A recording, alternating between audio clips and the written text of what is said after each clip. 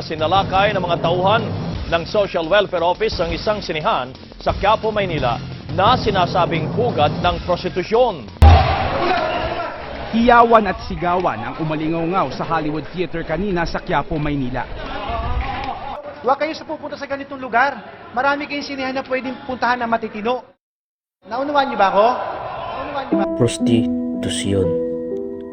Ang prostitusyon ay ang pagbibigay ng serbisyong sexual sa isang tao kapalit ng bayad. Ang pangkaraniwang pumapasok sa kaisipan ng mga tao kapag nababanggit ang prostitusyon ay babae lang ang sangkot. Ngunit lingid sa kaalaman ng mga tao ay madaming uri ang prostitusyon, gaya ng male prostitute at child prostitute. Pero bago natin yan ipaliwanag, alamin muna natin kung ano ang kasaysayan ng prostitusyon.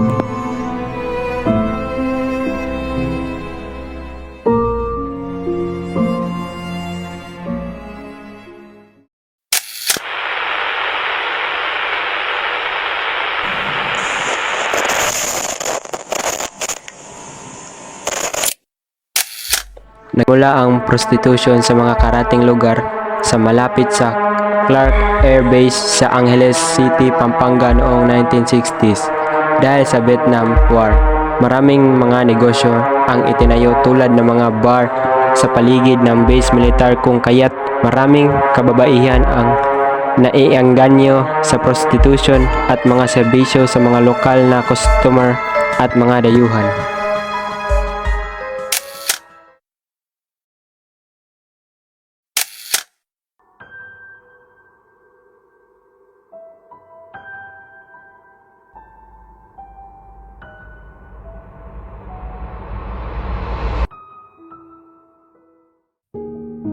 Tingin ko, isa sa mga dahilan kung bakit maraming tao, lalong-lalo na sa mga kababaihan, ang napipilitang sumama sa prostitusyon dahil sa kakulangan at kawalan ng trabaho.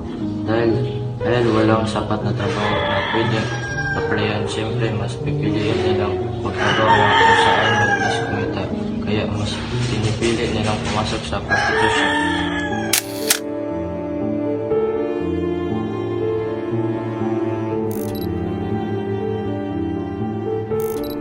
Siguro sa tingin ko kay maraming bumapasok sa prostitusyon dahil siguro sa hindi sila nakapag-aral. Dahil sa pag-aaral natuto tayo ng maraming bagay at tapos man ba magagamit natin ito sa paghahanap ng trabaho at siyempre nagbubuti din ito sa iba pang mga oportunidad.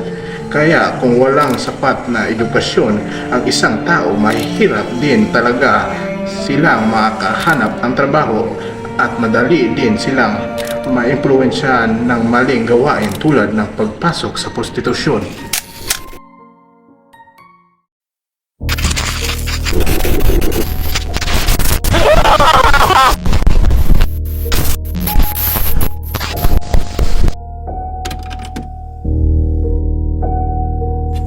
Maliit pa lang po kaming magkakapatid, maaga pong naghiwalay ang aming mga magulang.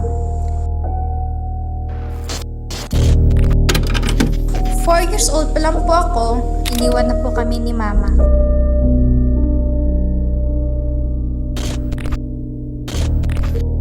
At si papa na rin po, nag-isang nagtatrabaho at bumubuhay po sa aming magkakapatid.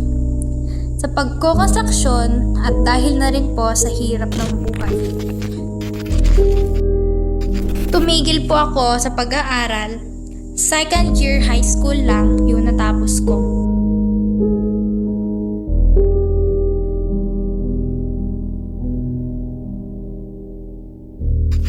At kalaunan, maaga rin po ako nagkaanak at nagkapamilya.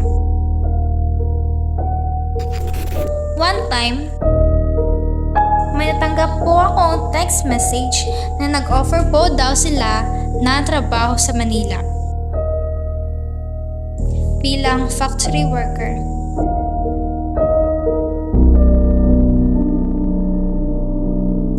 Kaya yun po, dahil na rin sa gusto ko ng stable na trabaho, tinuloy ko na lang din at tinanggap yung offer. Ayun, wala akong magawa kaya iniwan ko na lang ang mga anak ko dito. Pero hindi ko inaasahan, iba pala yung trabahong kahihinatnan ko. Yung nag-offer pala sa akin ng trabaho ay isa pa lang illegal recruiter at human trafficker. At that time, nandun lang din naman ako sa Manila.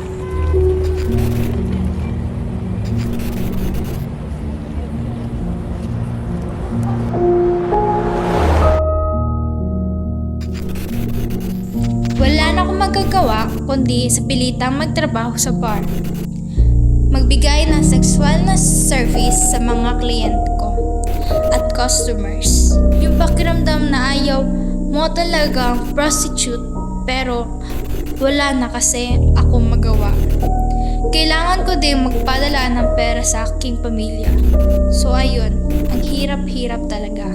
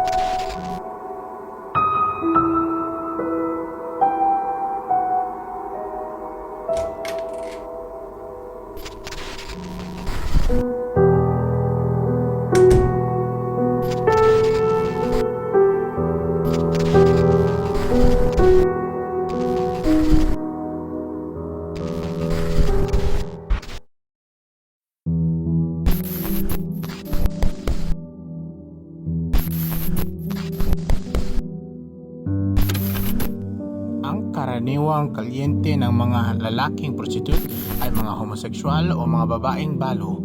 Naniniwala ang mga eksperto na ang mga lalaking prostitute ay isang ring homoseksual.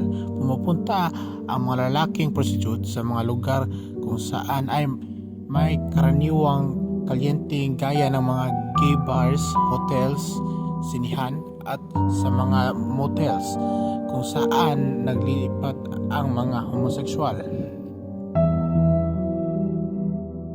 Babaeng prostitute. Ang mga babaeng prostitute ay maaaring nasa mga bahay, aliwan gaya ng mga brothel o sila yung mga tinatawag na streetwalkers.